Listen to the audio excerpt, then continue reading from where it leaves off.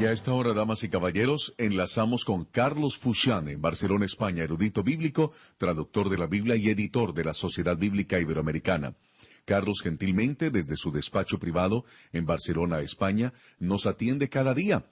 Él nos ofrece una hora de su tiempo para enseñarnos verdades espirituales contenidas en la Santa Biblia. Así es que no solamente lo escuchamos, sino que lo vemos, porque es una videoconferencia. Él coloca su cámara y nos muestra su imagen, y nosotros de esta manera podemos asistir como si fuera una universidad europea a una clase de teología diaria, una hora diaria en una facultad, y las clases en español con Carlos Fuchán. Le damos una cordialísima bienvenida, y en breves instantes, queridos amigos que están en el chat, les voy a colocar el link del documento que me ha enviado Carlos, el de evangelismo. Denme solamente unos minutitos mientras arrancamos con la clase, y en unos minutitos ya van a tener ustedes el link del documento que Carlos me ha enviado y que tengo aquí ya en mi computadora. ¿Qué tal, Carlos? Muy buenas tardes en Barcelona, buenos días aquí en la ciudad de Miami. Te saludo cordialmente, Donizetti, a ti y a todo el equipo de Vive la Estéreo y a los oyentes en el mundo entero. ¿Cómo estamos hoy? Muy bien, gracias a Papito Dios. Y quería pedirle un favorcito, Carlos, si le baja un puntito a su micrófono, porque está un poquito saturado. No que tenga mucho volumen, sino saturado. Yo creo que usted me entiende la diferencia. A veces algo puede estar bien bajito de volumen, pero saturado. Entonces es muy probable que se saturó el micrófono. En fin, modúleme allí. Sí, ya lo acabo de bajar. Perfecto. Y espero que ahora el sonido sea el correcto. Está buenísimo, Carlos. Adelante, porque quedamos tan entusiasmados con la clase de ayer, para la gente que recién se suma a la sintonía y para que no se sientan como extraños, como raros, como que llegaron a una casa donde no conocen a nadie. Pues déjenme decirles que Carlos inició un tema que se titula El verdadero evangelismo. Y con Biblia en mano nos está mostrando cómo debe ser el verdadero evangelismo. Así es que, Carlos, adelante, si quiere repetir algo de lo de ayer. En fin, adelante con el tema.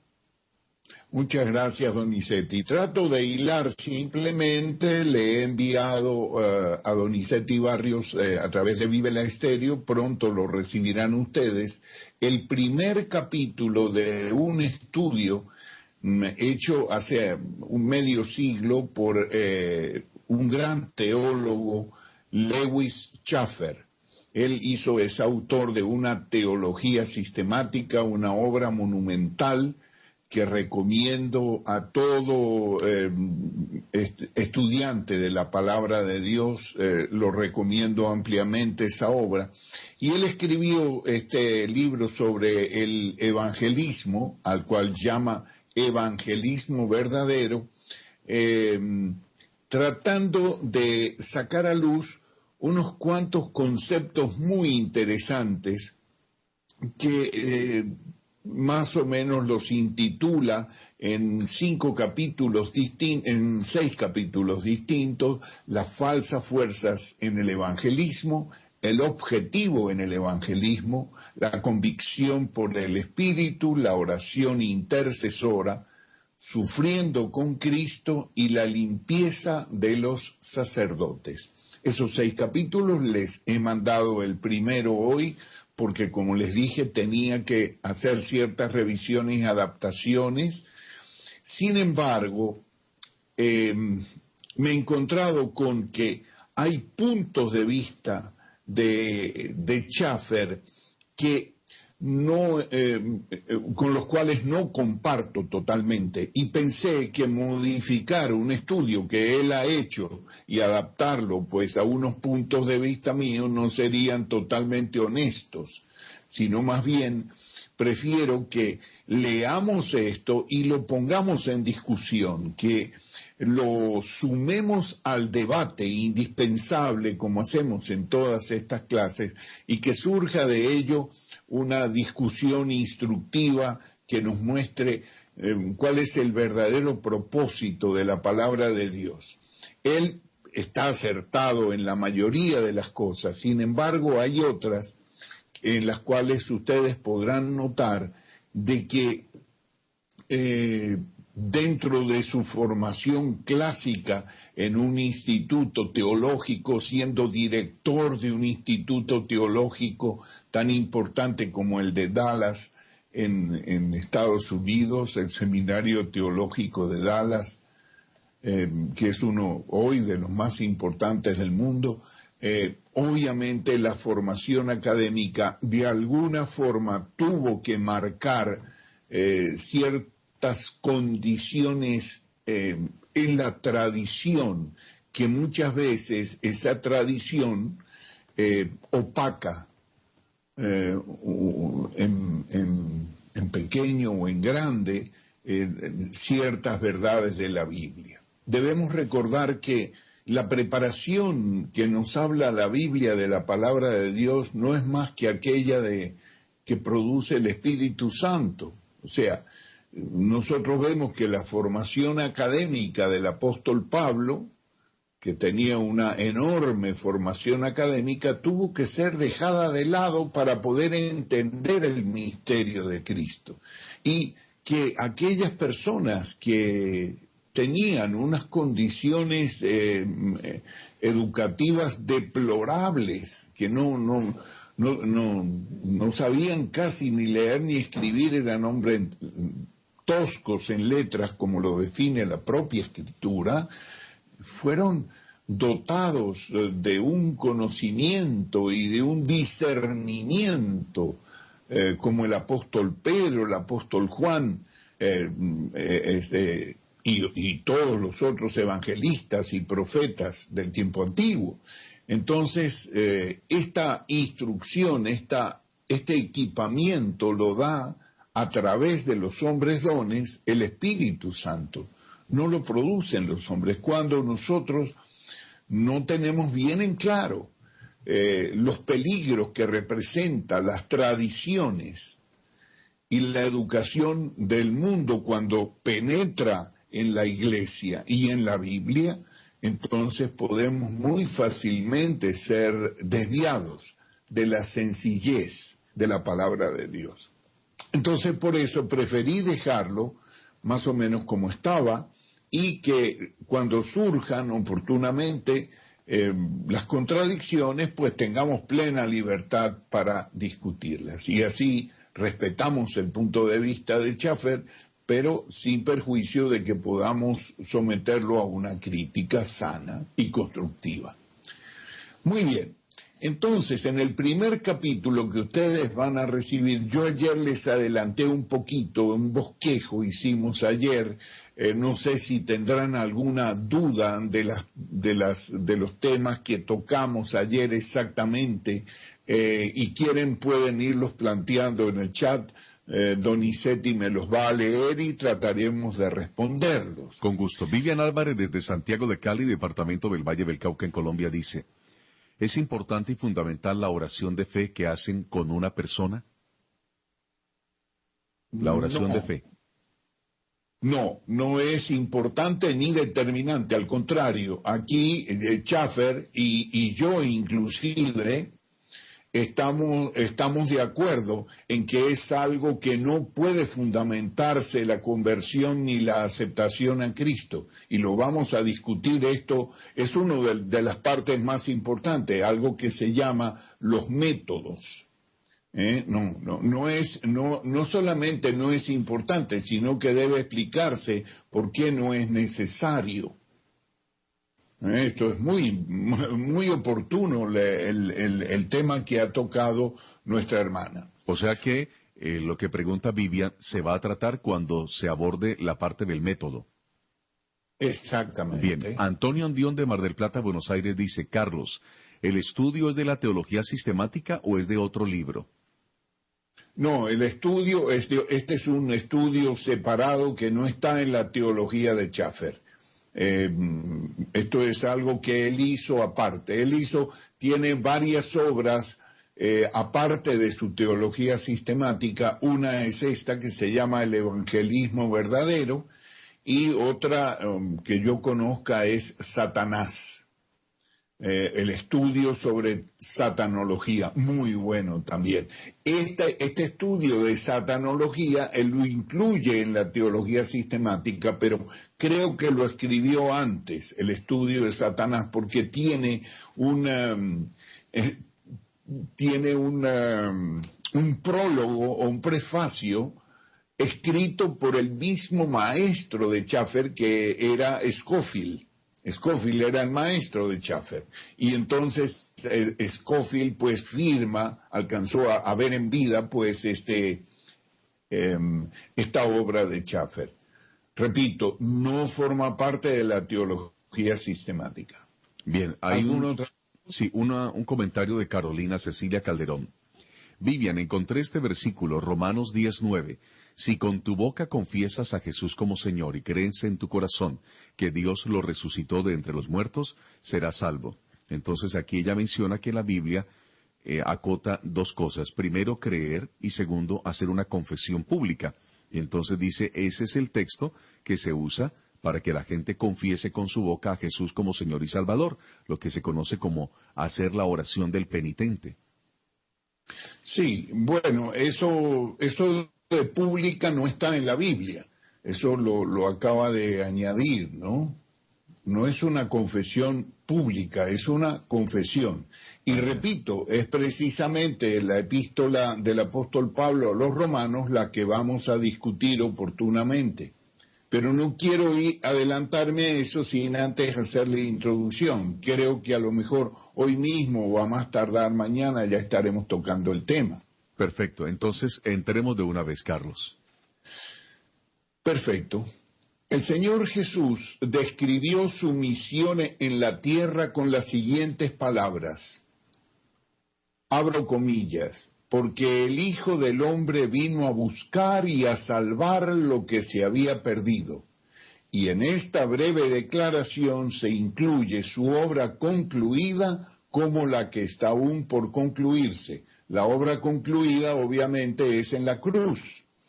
Juan 19:30. Y la obra que está aún por concluirse está en Hechos 1:1. O sea que tenemos dos partes de su obra, ¿verdad? La obra por concluirse está en Hechos 1:1. Sí. Si quieres la puedes leer. Bien, estoy buscando aquí en la Biblia textual Hechos capítulo 1, versículo 1. Creo que me lo sé. En el primer tratado, oh Teófilo, hablé acerca de todas las cosas que Jesús comenzó a hacer y enseñar hasta el día en que fue recibido arriba. Así es como me lo sé de memoria. Voy a ver cómo está en la textual.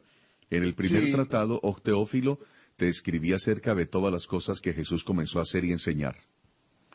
Exacto, que Jesús comenzó a hacer y enseñar, obviamente, porque la primera obra es la de redención y la segunda obra es la de aplicación de esa redención. O sea, la primera obra que está en Evangelios es el derramamiento de la sangre, ¿verdad? Nos lleva a donde terminan los Evangelios, con el derramamiento de la sangre. Bueno, terminan con la ascensión, Carlos. ¿Perdón? Con la ascensión, ahí termina el relato de los evangelios, cuando Jesús resucita y asciende. Exacto, pero la sangre todavía no ha sido aplicada. Ah, sí, señor, todavía no. Exacto, entonces la sangre se aplica a partir de Hechos y todavía se está aplicando, ¿verdad? Así para es. Para eso evangelizamos. Sigue vigente. Si hoy alguien mediante este programa o a lo largo del día que escucha Vive el Estéreo recibe la palabra de vida, pues a esa persona se le aplica la sangre derramada hace 2000 años, ¿sí? Correcto. Entonces, quiere decir que esa obra está aún por concluirse. Mientras que la tarea de salvar a los perdidos es una empresa divina fundamentada en su obra consumada en la cruz, hay ciertos aspectos en la tarea de buscar a las almas que han sido encomendadas a sus seguidores, a los seguidores de Cristo, es a nosotros, y que forman parte de su obra que está completándose hoy en el mundo. Sin embargo, tanto la búsqueda de los pecadores como el salvarlos es una tarea enteramente divina. La Biblia dice que el Hijo del Hombre vino a buscar, así se describe a sí mismo en la parábola de la oveja perdida. abro comillas, y cuando la encuentra la pone sobre sus hombros gozoso. Lucas 15:5. Esto él viene hablando de él mismo, ¿verdad? Él es el pastor, el gran pastor de las ovejas. Entonces, él vino a salvar, a buscar y a salvar, dice, no soy enviado sino a las ovejas perdidas de la casa de Israel. Entonces, él viene a buscar y a salvar, y después su espíritu, el espíritu que nos envía, sigue buscando y sigue salvando las almas hasta el día de hoy.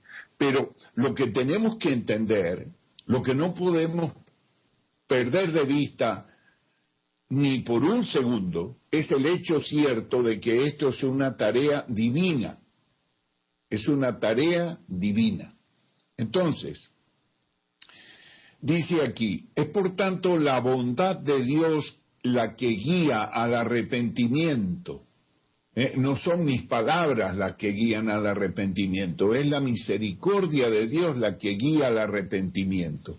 Y todo esfuerzo por encontrar a los perdidos no es sino el ejercicio del poder de Dios para salvación, porque ningún esfuerzo o servicio humano puede ser efectivo sin el poder de Dios. ¿Estamos de acuerdo hasta aquí? Correcto. Muy bien. El buscar va más allá de la simple empresa de localizar a los inconversos, porque en todo caso ellos están por todas partes.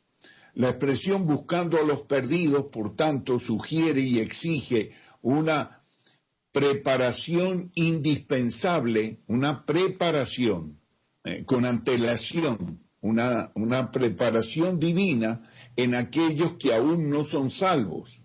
O sea, que los ponga a tono con las condiciones necesarias para su salvación. Quiero decir que existe un proceso invisible del Espíritu Santo que, actuando a través de las circunstancias, de alguna manera prepara el corazón del hombre, prepara el espíritu del hombre para que esté listo, para que lo ponga a tono con esas condiciones necesarias para su salvación. Es lo mismo que el óvulo de la mujer tiene que prepararse, estar en condiciones de fecundidad para que el esperma pueda penetrarlo y se produzca así la vida, ¿verdad? Correcto. Por ejemplo, cuando la salvación, por ejemplo, que se me ocurre el caso del apóstol Pablo. Dura cosas te es dar coces contra el aguijón. Esto denota un proceso de salvación. No denota que de repente el apóstol Pablo se cayó al suelo en el camino a Damasco cuando le sobrevino la visión, y ese hombre endurecido, equivocado, terco, pertinaz, de un solo momento, en un solo segundo cambió. No fue así. Dios ya lo estaba preparando desde antes, por lo menos desde el momento en que dio su voto para matar a Esteban. Entonces, ¿por qué decimos esto? Bueno, porque cuando le dice, dura cosa te es dar coces contra el aguijón, ¿qué quiere decir? Que hay un proceso previo y que el apóstol Pablo estaba siendo preparado por Dios a través de todas esas circunstancias, lo estaba endureciendo para que después viniera el quebrantamiento. Entonces, esto tiene que ser, es una preparación de Dios individual en cada persona. Dice Schaffer, como podrá verse en el curso de estos estudios, hay aspectos sucesivos de la búsqueda divina de los perdidos que se trazan en las Escrituras, y cada fase de esa labor es emprendida y terminada por el Espíritu Santo. Es el Espíritu Santo el que empieza la obra y el que termina la obra. Reconocer estos movimientos divinos y estar dispuestos a cooperar con ellos humildemente es la verdadera base en la obra de salvar las almas. Aunque a Dios le plació designar a sus santos no como una organización, sino ni organismo, ni como iglesia, la iglesia no tiene ese ministerio. Quienes tienen el ministerio son los santos de la iglesia. Entonces, como individuos, la parte humana en la tarea de buscar no es digna de compararse con la parte divina. Pero el hombre, quien por naturaleza comprende y mide solamente las cosas visibles, tiende a descartar la obra invisible del espíritu y pone un énfasis desmedido en la ínfima parte que le corresponde hacer. Es bajo esta estimación distorsionada en los factores que intervienen en la obra de salvación que estas falsas fuerzas en el evangelismo sustituyen a las verdaderas. Es bueno recordar que este capítulo se llama Las falsas fuerzas en el evangelismo, las falsas fuerzas que actúan. Entonces llegamos aquí a la conclusión de lo que llamamos falsas fuerzas son, en cierto aspecto, instrumentos divinos en el verdadero evangelismo, pero que se tornan ineficaces cuando se les otorga un énfasis desproporcionado sobre aquel que es asignado por Dios.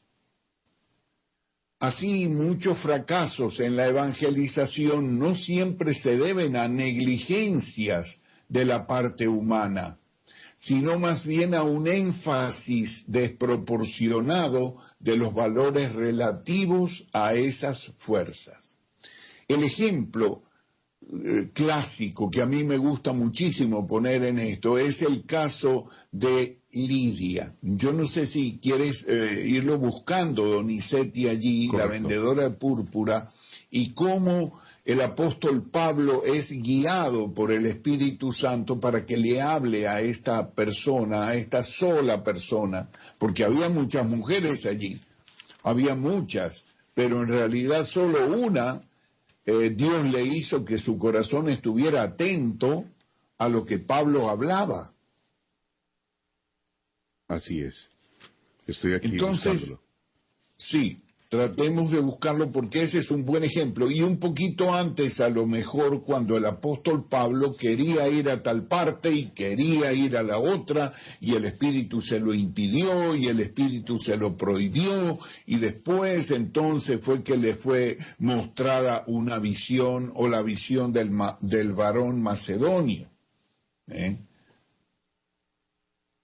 Esta primera parte del primer capítulo, entonces, dice que este énfasis desproporcionado se imprime en las fuerzas del evangelismo, y a ella es la que llamamos falsas fuerzas, al énfasis.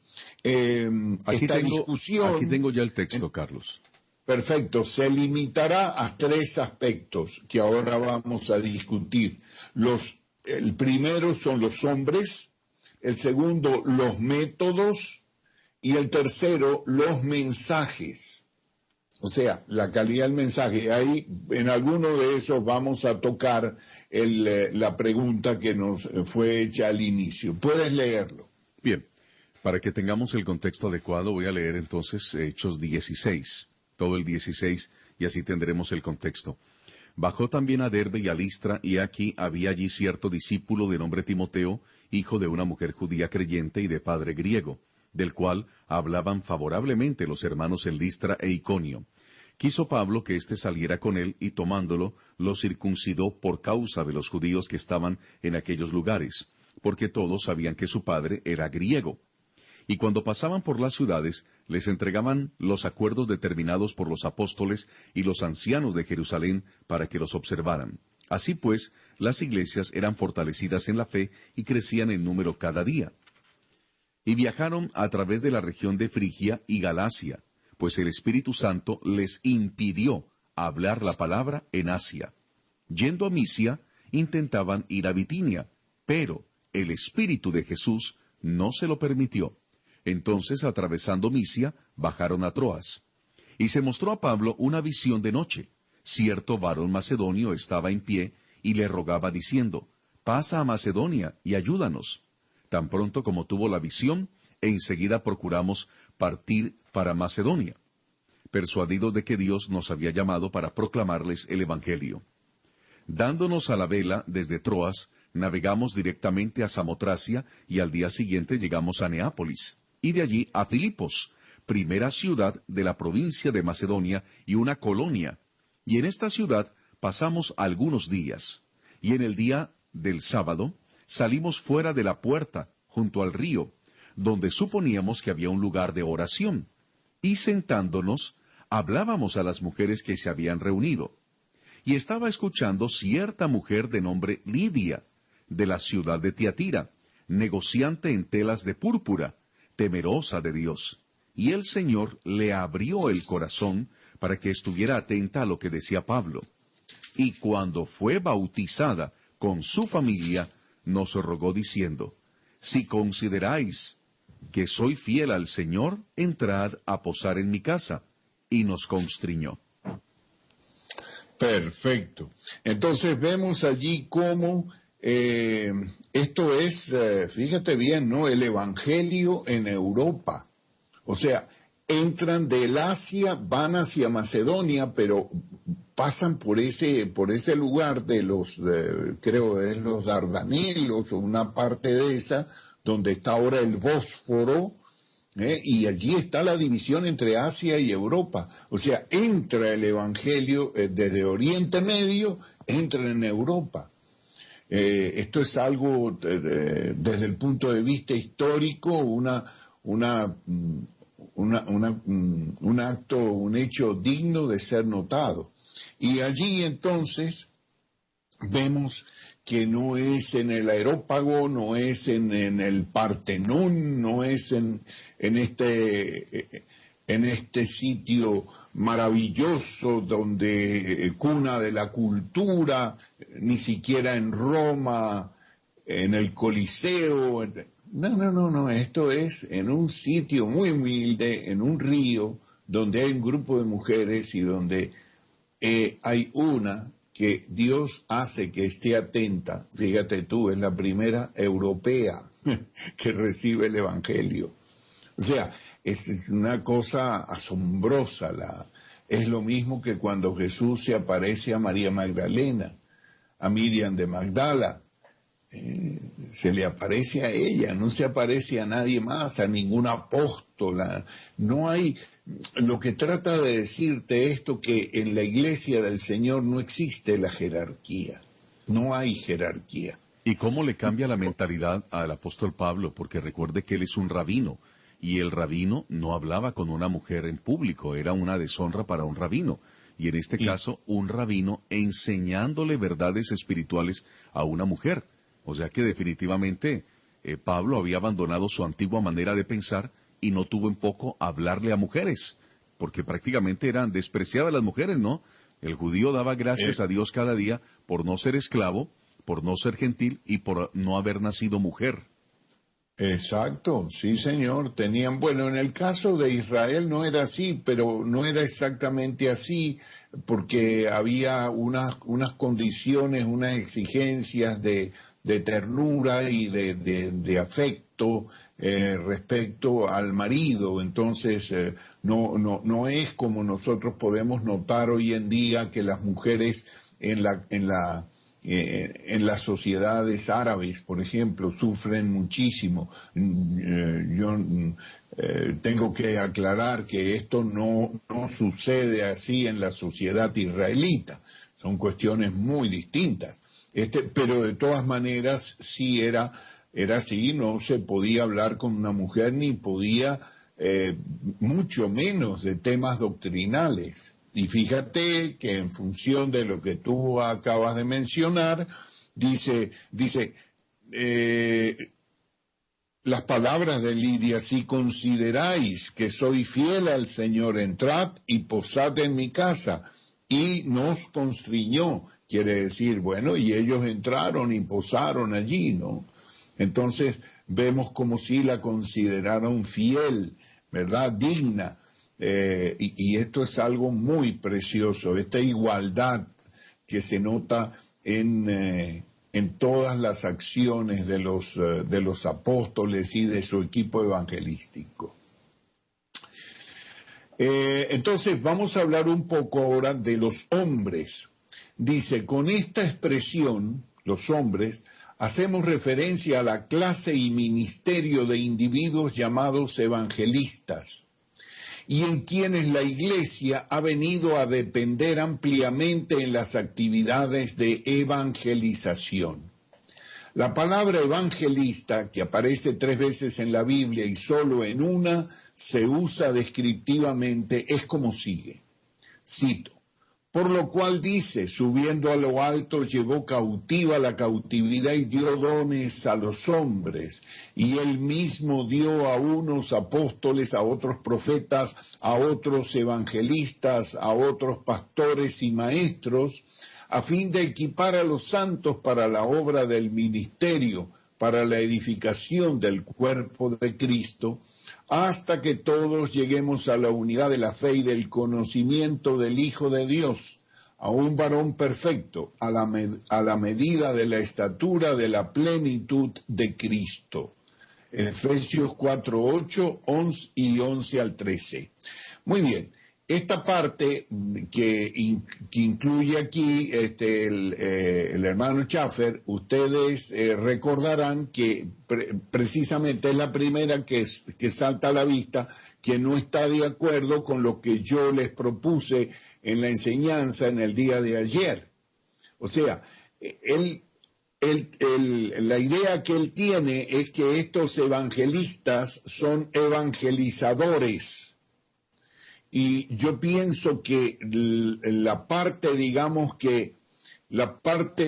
que nos quiere hablar aquí Efesios es simplemente el fundamento que tiene la Iglesia en relación con la palabra de Dios, y que está fundamentada sobre, pues, los apóstoles y profetas y evangelistas. Pero que el trabajo de evangelización, aquí Schaffer lo ve un poco piramidal, y yo lo tengo que seguir observando desde un punto de vista cúbico, desde el punto de vista cúbico. Mira, les voy a compartir un dicho, uno de mis dichos favoritos de Alberto Einstein. Uno de ellos dice: si no lo dibujo, no lo entiendo. Entonces, ustedes deben saber, aquellos que no están al tanto de esto, de que la teoría de la relatividad, la fórmula esta que Einstein hizo, en realidad él no la podía comprender mientras la proponía en forma lineal, pero cuando empezó a proponerla como un círculo, entonces logró entenderla y logró explicarla. Es asombroso la simplicidad que tiene, cómo cambian las cosas cuando uno puede dibujarlas. Por eso él llegó a decir: si no lo dibujo, no lo entiendo. Y aquí me parece que la propuesta de Schaffer es un poco, es basada un poco en la tradición de lo que el evangelista es. Digo por lo que sigue hablando. Dice, aquí el evangelista, y cita Efesios 4:8, dice, aquí el evangelista es visto con el apóstol, profeta, pastor y maestro como un don del Cristo glorificado a su iglesia en el mundo. Este don del ministerio del apóstol, profeta, evangelista y pastor y maestro debe distinguirse del don para servicio derramado sobre cada creyente. Aquí tiene razón. Claro que sí. Romanos 12, 3, 8, 1 de Corintios 12, 4 al 31. En el primer caso, el siervo de Dios que ha sido ungido para el ministerio es la dádiva de Cristo a toda la iglesia, mientras que en el segundo caso, una preparación especial para el servicio es una dádiva al creyente como individuo por un acto soberano del Espíritu Santo, como Él quiere. Y esto está muy bien, pero no es consecuente después entonces con lo que tiene que hacer el creyente en su responsabilidad para dar testimonio, como ayer hablábamos que es una fuente que salta para vida eterna, sino que se le sigue dando a esta persona que se le llama evangelista la responsabilidad de la prédica del evangelio. Y esto me parece que aquí hay que aclararlo porque desde mi punto de vista, pues no es igual. No sé si es demasiado complejo o si necesito una explicación adicional. Déjenmelo saber en el chat, por favor. Muy bien. Continúa Schaffer diciendo, en esta misma conexión hay otra diferencia, en que el creyente, además del ejercicio de los dones, es designado al oficio sacerdotal. En eso tiene razón. Como ya lo veremos, el oficio sacerdotal del creyente es la intercesión, es orar, porque Dios al final de cuentas no oye sino las oraciones de sus hijos. Una violación al plan de Dios se hace cuando el trabajo del evangelismo es quitado de la compañía total de los creyentes. Aquí tiene, bueno, pues más razones base extraordinariamente firmes, y ha sido confiado a unos pocos. El evangelista de las Escrituras es sin duda el mensajero al campo no evangelizado, preparando el camino para el pastor maestro en su ministerio más constante en una iglesia. Por tanto, el evangelista encuentra su más completa y divina misión como un misionero de carácter pionero a lugares aún no evangelizados. Si esto se aplica a cualquier santo, estoy de acuerdo con Schaffer. Si esto se aplica, como dice aquí al principio, entre los apóstoles, profetas y evangelistas, estoy en desacuerdo con Schaffer. Por lo tanto, dice, el avivamiento, y aquí termina esta parte, ahora va a hablar del avivamiento moderno, sobre el cual sus planteamientos son correctos.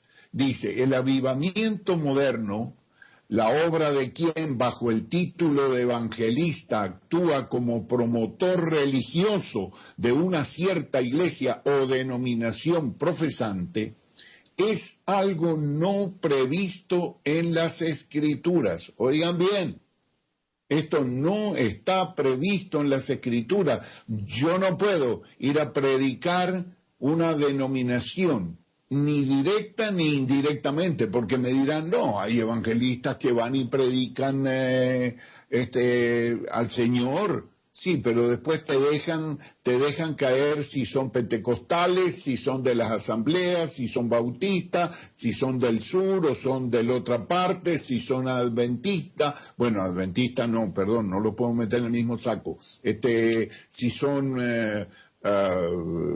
presbiterianos, si son reformados, si son luteranos, etcétera, etcétera.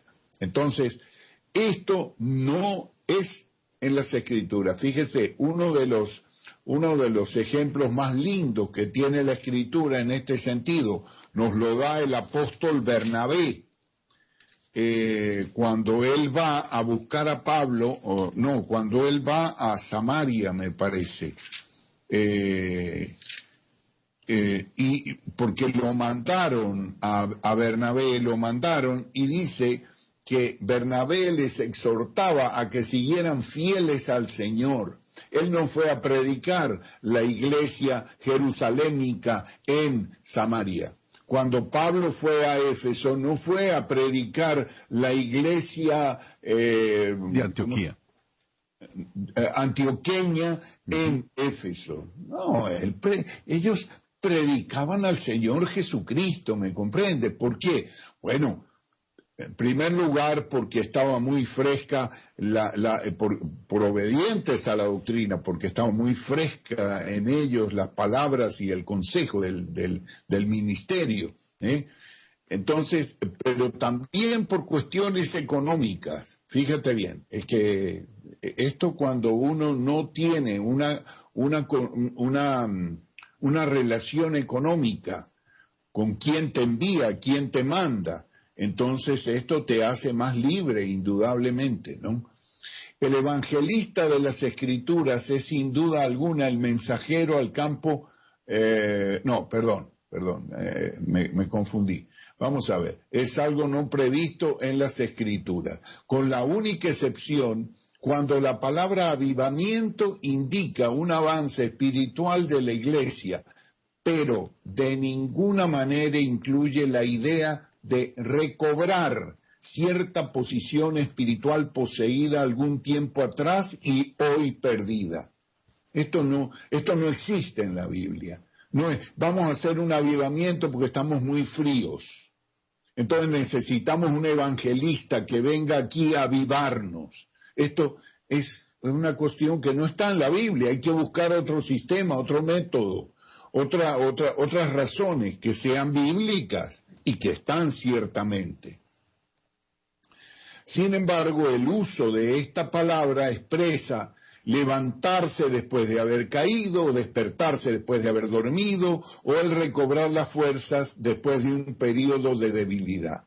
Mientras que, por su parte, las Escrituras presuponen una posición firme, despierta, agresiva, constante en el servicio de parte de todo cristiano. Vamos a leerlo, Efesios 4:10 al 17. Bueno, no, perdón, ya hemos leído esa parte. Sí. Efesios 4:10 al 17. Un avivamiento es algo anormal en lugar de lo normal. Puede tener su función cuando es necesario, pero de ninguna manera debe convertirse en hábito. Ve, aquí ya empieza a contrariar lo que acaba de decir. O sea, no debe convertirse en hábito, pero no, lo que hay que averiguar es por qué razón, cuáles son las razones de que la iglesia no está avivada o no está viva. Esto es lo que hay que averiguar. Para erradicar de una vez el problema, no para buscar un avivamiento. Y después, si después de buscar un avivamiento vuelve a estar desavivado, ¿cuál es entonces el beneficio de eso? Es lo mismo que cuando vas al médico, dice, ¿le duele la cabeza? Sí, bueno, tome una aspirina. Sí, pero no te pregunta por qué te puede doler la cabeza, porque no vas bien al baño, porque tienes un tumor, ¿por qué? ¿Por qué te duele la cabeza? Entonces, no puede ser que le duele la cabeza, le dan la aspirina y eso soluciona el problema. No, eso no soluciona el problema, porque no sabemos por qué le duele la cabeza. Entonces, esto es igual, ¿no? Dice, recobrada la vitalidad, los creyentes no necesitan volver a un estado de anemia espiritual. Bueno, depende. Si yo no he entendido, no sé cuál es el motivo por el cual me debilité o caí de mi primer amor, entonces, claro, vuelvo a tenerlo. A mí me gustaría intentar, Donizetti, una pregunta a esta altura, porque yo creo que en algún momento di la clave, el secreto de esto. Y me gustaría que algunos en el chat me lo pusieran allí. ¿Cuál es la clave del avivamiento? ¿Cuál es la clave para estar vivos? A ver si alguien me sabe decir Bien, eso. mientras contestan cuál es la clave del avivamiento y cuál es la clave para estar vivos, leo algunos comentarios. Dice por acá Antonio Andión, bueno, Carlos, también atan al diablo el domingo y durante la semana parece que se desata porque al siguiente domingo lo vuelven a atar. Por acá dice también María Vallejo Gutiérrez, cada uno es responsable de la disponibilidad en cada área que le corresponde. Por acá dice también Vivian, que en algunas dice, ¿y por qué en una iglesia solo escuchan a un solo pastor y lo hacen hasta por diferido en el resto del mundo que pertenece a la misma iglesia? ¿Por qué no pueden escuchar a otro o a otros de la misma iglesia? ¿Es cierto que es el único mensajero de Dios? Solamente una persona dentro de una inmensa congregación puede predicar y nadie más. Fernando Alonso dice, estoy tratando de enganchar y entender y no puedo. No sé en qué momento se perdió de la exposición, pero no te preocupes que el texto también yo lo estoy colocando aquí en el chat para que lo puedan descargar y leer lo que Carlos ya ha compartido. Bueno, Seti, sí. mira, me gustaría tratar de ir contestando pregunta por pregunta, porque después dejamos algunas sin contestar. Entonces, respecto a que cada uno tiene su función, esto no es así en cuanto al testimonio. El testimonio, que es el evangelismo, lo tenemos todos, porque todo es la única forma que Dios ha establecido, es este sistema celular de contagio, por así decirlo. Entonces yo tengo que contagiar a otro inconverso de la fe mía en Cristo. No tengo que tener ningún título específico. Por eso es que afirmo que la palabra evangelista se refiere a los escritores de los evangelios y no a los evangelizadores, porque en Isaías, por ejemplo, dice, son muchas las evangelizadoras. De manera tal de que si en nosotros dice, ¿a quién le dice Pedro? Estad prestos para presentar testimonio ante cualquiera que os demande acerca de la esperanza que hay en vosotros. ¿A quién se lo dice eso? ¿A la iglesia? A los santos de la iglesia. Sí. Entonces, nosotros tenemos esta responsabilidad individual. No es que cada cual tiene que hacer su ministerio. No. Cada cual tiene que ejercitar su ministerio, pero no en cuanto al testimonio. Yo, por ejemplo, si no soy anciano de la iglesia, si no he sido puesto como anciano, no puedo ejercer las funciones de anciano porque el Espíritu Santo no me va a respaldar. Si yo no soy diácono, porque el Espíritu Santo no me ha puesto como diácono, y ahí me estoy refiriendo a ministerios específicos, no a dones, no a manifestaciones del Espíritu, sino a ministerios específicos, entonces Dios no me va a respaldar en el diaconado, voy a meter la pata. Eso sí, pero no en cuanto a dar testimonio, no en cuanto a evangelizar. Bien, Carlos, como me quedan 3 minutos y están respondiendo rapidito en el chat a la pregunta que usted hizo, para que no se me vayan a perder, porque recuerde que luego se me borran en el chat. A medida que el chat va corriendo, se borran. Entonces, la pregunta, repítamela, y yo le doy las respuestas. ¿La clave? A ver si tú me lees alguna pregunta adicional que seguía a esa que acabo de responder. Sí, de que si en una iglesia solamente puede predicar una sola persona y nadie más, Dios solo habla por esa persona. Bueno, dice aquí en 1 Corintios 14, los profetas hablen 2 o 3 y los demás juzguen, porque todos podéis profetizar. No, Señor, no debe hablar una sola persona. Perfecto. Deben hablar varios, según el Espíritu le dé que hablen. Y generalmente es un acto plural, no singular. Esto es lo que nos explica y nos enseña las Sagradas Escrituras. Bien, como usted preguntó, ¿cuál es el secreto para mantenernos vivos espiritualmente, el avivamiento? Veamos respuestas aquí. Antonio Andión, morir. Alonso Nelsi Penagos, la salvación por Dios. Félix José Rodríguez Grajales, estar en comunión con el Espíritu Santo. Vivian Álvarez, la manifestación del Espíritu de Dios. Antonio Andión, morir, Carlos, eso nos aviva. María Vallejo Gutiérrez, disponibilidad de corazón de ser siempre servibles. Gloria Telesco de Hernández, estando unidos a la vida que es Jesús, siempre vamos a tener vida. Vélez Soledad, morir y vivir en Cristo. Natalie Gantier, la clave para estar vivo es la comunión con el Señor y su palabra. Alonso Nelsi Penagos, amén, gloria. María Vallejo Gutiérrez, morir a la carne y vivir en el Espíritu. Vivian Álvarez, cada uno nos da dones diferentes. Patricia Vivar, ¿cuál es la clave del avivamiento entonces? Doña Petra se perdió. Esteban Rogel, claro, Gloria, unidos a la vid verdadera. Gloria Telesco de Hernández, andar en Cristo, tener intimidad, comunión con Él. Fernando Alonso, estar vivo es tener al Espíritu de Dios, es cuando comenzamos a vivir, ya que antes estábamos muertos por nuestros delitos y pecados. Vélez Soledad, sí, creo que sí. Cristomicina, esto se trata de definiciones y o funciones de responsables.